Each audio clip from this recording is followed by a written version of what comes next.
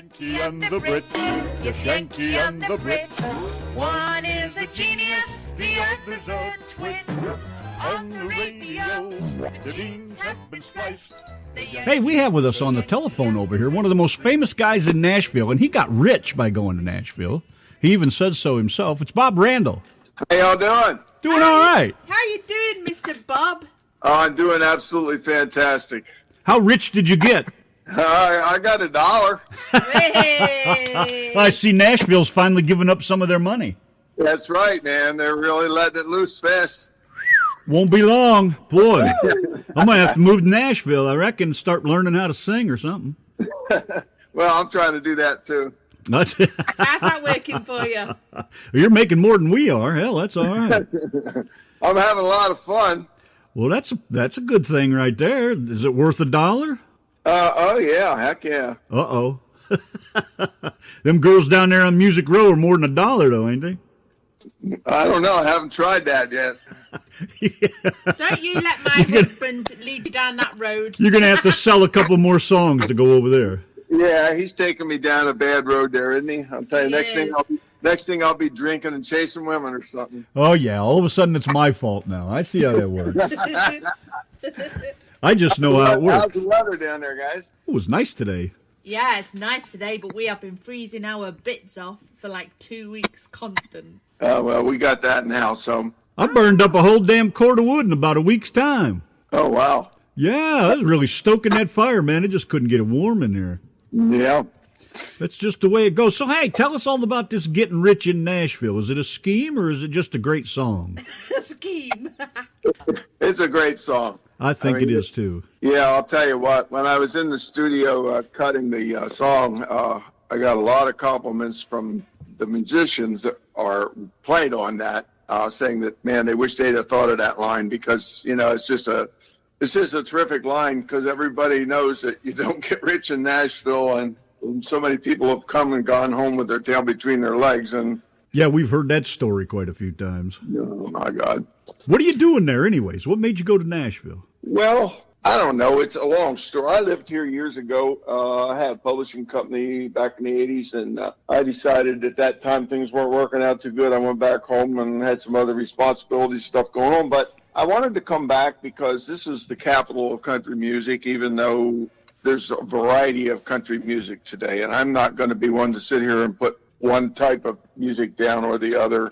I do what I do. You know, somebody else does what they do, and it isn't to say any of it's bad. It's just that that's my taste, you know. Right. But I got the recording contract with Doc Holliday and got down here. I was down to Nashville 5 times in 2017, the 6th time being this past week when I moved. So, and I said, you know what? There's so much happening here in and around Nashville. I'm booking shows daily outskirts of Nashville. I just booked one today down in Livonia at a club called Memories Bar and Grill. It's been booking bands for years. And I'm playing down at Hank's in Murfreesboro this coming weekend and down at Memory Lane the following weekend.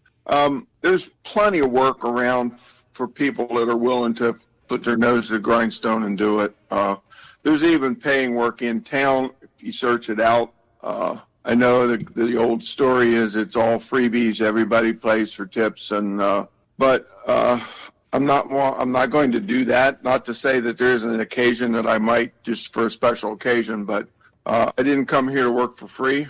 I've put a lot of years and a lot of work into my music and into perfecting what I do, and it's got to be worth something, you know. Well, that's all you can do is just keep at it. I mean, you can't give up now. No, hell no. I mean, I'm here now. What part of Nashville are you living in? Outside of Nashville or right in Nashville? I'm outside. I'm out near Hermitage, going out between the airport and the Grand Ole Opry. Oh, yeah. At Opryland there. So, yeah, very nice community. The lady that owns it's called Hit Song Casa. She's been into music all her life. Actually has run some open mics and stuff. And the gentleman that her boyfriend here, Danny Dunn, he was a steel guitar player for Tanya Tucker and for Charlie Pride. So he lives here. I mean, and it's an in and out community of musicians coming. That's how I found it, coming here to stay for a week, to do some business in town or recording or whatever. And then and then you go back home, and it's a nice place to stay. It's not real big, but I don't need anything really big. It's just me. So me and my 14 guitars. Well, I think that's great, though. No, I only have 10 now. I sold a couple because they wanted to find new homes because I wasn't playing them enough. So How do you like living there overall? I mean, aside from the music part of it. I wasn't sure when I got here really what I would find as far as convenience and everything, but I'll be honest with you, within 10 minutes of here, I have everything I need, from gas to shopping to grocery store to Target, Walmart, drugstores. I mean, everything that I could possibly need is here. Great people in the community here. Everybody's just kind of minds their own business and very friendly. And I find Nashville in general to be a very friendly community. I've noticed the difference from Pennsylvania. Nothing against Pennsylvania, but when I walked into the drugstore today to look for, I was looking for a mouse for my computer and I couldn't find it there, so I wound up Target. But lady walked in, don't know this lady from anything. She looked at me and smiled and said hello. I mean, I like that. That's the way life should be. Absolutely. That's another reason I'm in Texas and not Ohio anymore. Yeah. Oh, I hear you. And I discovered that in the 80s when I started driving truck, by traveling to the South.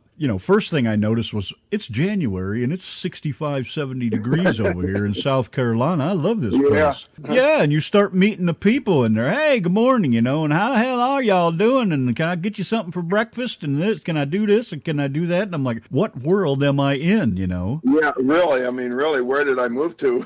Yeah, and it took me some years, but eventually when I got to Texas, man, I just love it here, It's just like any place else. There's always those you got to watch out for, but still. There's communities up here that are bad. There's areas when I brought my U-Haul trailer back, I rented a U-Haul trailer up in PA to put my stuff down in, and I took it back to this Goodyear store a couple miles from here, and I walk in and I look at the guy behind the counter, and he's got a pistol on his hip. And I'm like, wow. You ought to come down here. And I said, yeah, this is really cool. I like this. I mean, I'm a sportsman and everything. And he says, oh, no. He says, you don't understand the community we're in here. He says, so we've been robbed so many times it isn't even funny. He says, I have to protect myself and my employees. Sure. I'm like, wow. Yeah, you see a lot of cowboys down here toting their guns around and stuff, and it's just some is for pride, some is for protection, some the wild hogs and the coyotes and things. So it's a little bit of everything, but it's very interesting to be walking through someplace and all of a sudden you see a guy wearing a 6-shooter on his side. Certainly a culture difference when you're not used to it. I mean, it certainly was for me when I moved over here. I bet it was. You don't even have guns in England. No, and I remember standing in the post office mailing off something, and there was a kid stood in the queue in front of me, and he was probably maybe 12 years old, probably no older than that, and he had a big knife, in a pouch attached to his belt. I was like, a knife? Oh my gosh. Well, I hope he didn't have a gun, because that's a federal law. You're not allowed to have a gun in a post office, but I don't know. It's Texas. A lot of things go on ain't supposed to go on. I like Texas. I'm actually working with a promoter to get some shows down around the Dallas-Fort Worth area. Oh, you let us know when you're here then. Oh, I sure will. Yeah. Absolutely. Yeah, we would definitely want to see Yeah, we're only about 60 miles north of Dallas. Oh, that's cool. He's put some stuff together, but he can't connect enough dates for it to pay for me. I mean, I don't mind coming down there and not trying to get rich, but it's a 10 and a half, 11-hour drive from Nashville, and I don't want to come down there on $100, I hear what you're saying. I used to live out there west of Nashville. I loved it around there. Oh, I'll tell you, it's a beautiful area. I was out there in the woods. I stayed out of the city, but I would go into the city and work, and I thought it was great around there. That's what I like about where I'm at. It's a nice little community, and if I want to be downtown, it's 10 minutes. So how'd you come about writing this song? Yes, tell us all about it. Well, it came from a visit down here a few months ago, actually. I have the dollar in my wallet yet. I had a half-hour show at a club downtown, and I won't mention names because I'm actually booked back there at a paying gig now. and I played for a half an hour, and I got $1 tip. In the bucket, and the waitress says, "Boy, you were really good." I said, "Well, I don't know. People didn't seem to think so. I got $1 out of it, and something was said about, well, I ain't gonna get rich here or something, And a week or so later, it all gelled in my head, and I ain't getting rich in Nashville. There you go. I'll tell you guys, that's how all my songs come together. Everything I write is about life, and I had a long conversation, an internet conversation with some people today in the industry, good friends, and we're talking about why some people don't make it. The fairy tale story songs don't cut it. You got to write about life, and that's how I feel. Every song I've written, everything you've heard recorded, has some connection to life in some way or another, either mine, friends, or family, or something. Right. And that's what people connect with. Life is what it is. Yeah, we all have a life, hopefully, and if you do, you have problems, you have good times, you have bad times, you're up, you're down. I mean, songs don't have to be all about happy, and they don't have to be all about sad, but it's part of life, Hey, we watched that video of you in the studio there with Doc Holliday and those guys. That was pretty cool. Oh, I'll tell you, those guys were phenomenal. The crew I had on this last album, you're talking? Which you sent us that link. You tagged Donna's name in that link with the song "Getting Rich in Nashville." Okay, yeah. Watch that video, and I'll tell you what, that was just sweet. I like to watch everybody in the studio, anyways. I wish I could sit in on a session sometime. Well, you could sometime. You want to come up and sit in with me? Let me know. I'm going back in March. Yeah, getting there's always the problem. Yeah, that's true. Like you don't go far on $1. Yeah, I know what you mean. I had the creme de la creme on that album. The drummer flew in from the West Coast. Craig Croft, he's played on all Alabama's albums. He played on Journey stuff. He co-wrote "Oh Sherry" with Steve Perry. Wow. He co-wrote the theme for Flashdance. I mean, this guy is Mr. Music, He flies in here, has a drum company, comes and sets up his drums that he has stored here. They set him up, and he leaves, and they pack him up and put him back in storage till the next time he comes in. He has the same setup on the West Coast, so. Well, maybe you'll get a bigger tip next time. You have somebody come set your guitar up and put your hat on for you. Yeah, that'll work. Yeah, it's just not Bob Randall without the hat. We was watching you, and I was like, no, he needs his hat on.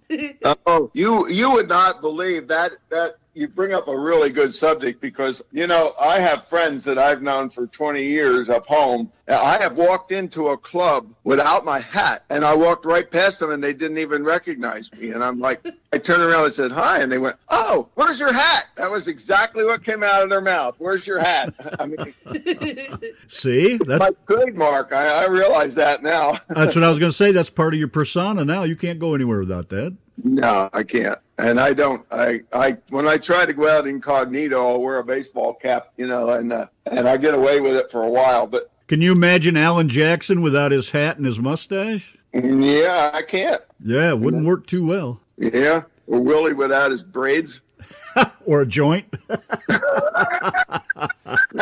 I wasn't going to go there, but since you did. Hell, it's our show. We go where we want to go. That's right. I love Willie. Of course, Willie. Jeff Sessions is going to put a stop to Willie and his weed. Oh, really? I'd like to see that happen. More political bullshit. It is. Yeah. And I won't get into it, but I know medically there's so much proof that it helps people with problems. Yeah, but that doesn't matter. There's no money in that. There's no money in it for the government. Exactly. Yeah. If it's helping people, we're not interested. Exactly. If it's helping them, they're all for it, Oh, sure. I wish one of those senators would go out and start his own weed farm, and maybe they'd change their tune. We looked up medical marijuana for myself a long, long while ago, and he was talking over $60,000 a year. Do you remember we looked it up? Mm-hmm. Over $60,000 just to help me with my MS. I'm just like, crazy, absolutely crazy. Yep, but that's the society we live in, so we have to deal with it. Well, I'm glad you gave us a call, man. I sure do appreciate that and fill us in on what's going on with this. Guys. I mean, keep playing my music. I've got this new album will be released here March probably. This is a teaser, Doc. Put this one out to get people to hear what's going on, and but there's it's a 6-song EP that we're putting out. We may do a 7th song yet. We're not sure. Doc lives up in Virginia, so it's not like right around the corner for him to get down here for the studio either. So. Well, you keep sending it. We'll keep playing it. That sounds like a plan. Now, you have all my other stuff, my other albums? We got a lot of your stuff over here. We have quite a lot of your stuff over here. Okay, I wasn't sure if you had everything, because I have 5 albums now. Oh my gosh. No, I don't have all that. No. All I know is if you ain't got a good woman. If you got a good woman, don't let her go. Obviously, you have one, so. Yes, he does. Yeah, they're few and far between, I'll say that. I'll say he has a good woman, but I don't know whether he agrees.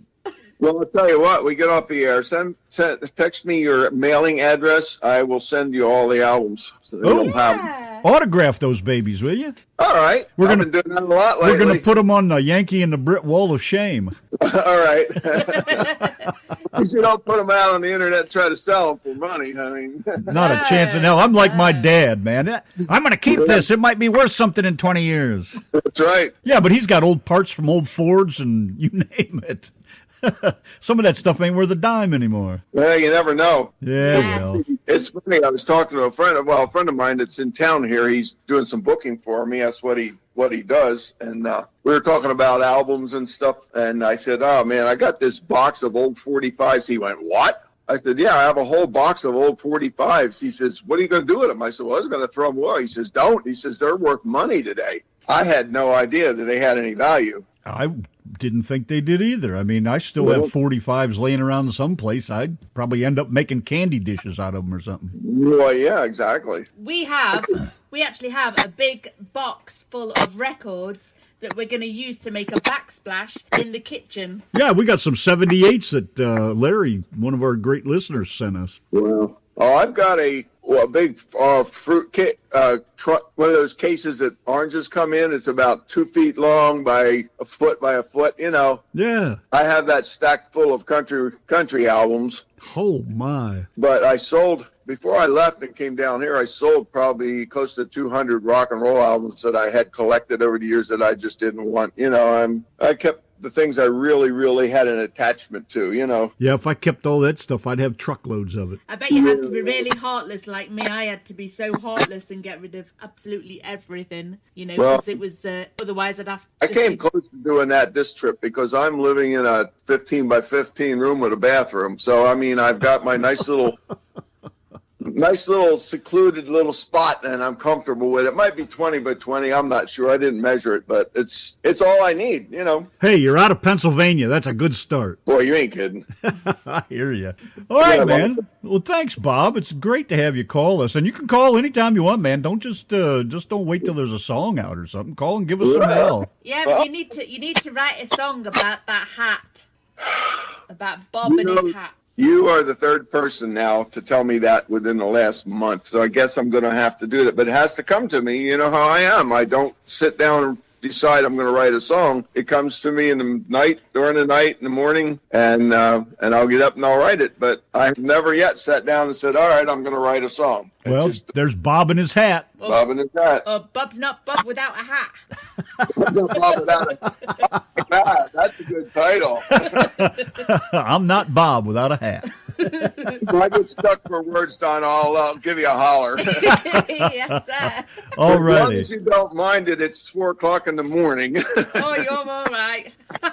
That would be what? You're an hour behind us here in Nashville yet, aren't you? Yeah, we're in Central Time. Yeah, so it's what? It's 8:30 here. It's 7:30 there. That's all right. You can call anytime you want. We shut the phone off at night. None of that heavy breathing, though. That gets a little bit freaky.